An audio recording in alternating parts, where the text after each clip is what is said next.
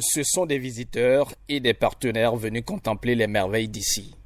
Et voilà la directrice générale du centre qui les introduit par le zoo. Singes, hyènes, serpents, crocodiles, écureuils, lapins, tortues, autruches, dindons et perroquets, la liste est longue. C'est une grande famille d'espèces animales apprivoisées. Les visiteurs ont également fait un tour à l'écurie qui attend les ânes et les chevaux, mais aussi à l'aire de jeu soigneusement aménagée. David! Regardez-moi les trois garçons!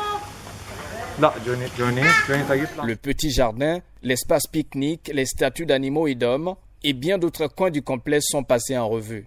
Les visiteurs impressionnés saluent et encouragent l'initiative. Franchement, bravo. Bravo pour c'est gigantesque. Et je ne pourrais pas imaginer qu'à Cotonou, on pourrait avoir un complexe, parce que moi j'appelle ça un complexe, un peu comme on en voit en Europe, où nous avons pratiquement tout dedans. J'ai demandé est-ce que c'est possible d'aller visiter leur parc zoologique et leur parc de jeux. Et gentiment, ils nous ont permis de venir ici, à Agualand, pour faire la découverte de ce lieu vraiment magnifique, lieu où on a passé un très beau moment.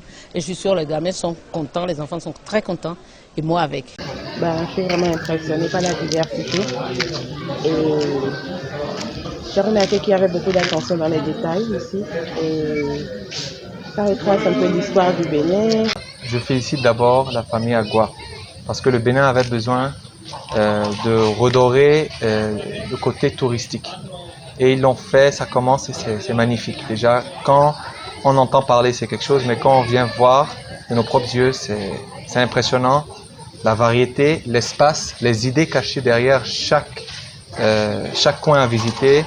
Il y a de la culture, il y a de l'histoire, c'est vraiment très bien fait. Je félicite la famille et le projet en entier. Ce projet a commencé il y a 30 ans. Tout est presque mis en place. Il ne reste que quelques réglages à faire. Si vous venez à cette étape, vous ne serez quand même pas déçus. Parce qu'on a beaucoup d'animaux déjà qui sont présents sur le site. On a le zoo qui est pratiquement terminé. L'espace événementiel qui est terminé, je vais dire. Et ce qui va rester, c'est principalement l'hôtel. Et il y aura un espace qui sera réservé pour tout ce qui est aquatique, voilà. Un grand aquarium, des toboggans aquatiques et tout.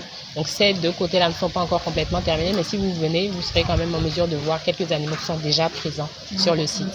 Des visites, il y en a déjà. Et après le lancement, le complexe va tourner à plein temps avec à la clé une organisation déjà bien mûrie.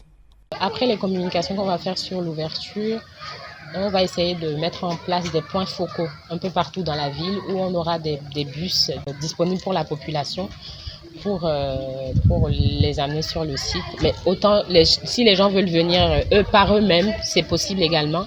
Mais pour ceux qui souhaitent, par exemple pour les écoles qui souhaitent faire des excursions, les universités, pour amener les étudiants pour tout ce qui est éducatif. En attendant le lancement officiel des activités du centre d'ici quelques mois, les responsables continuent de faire venir les animaux.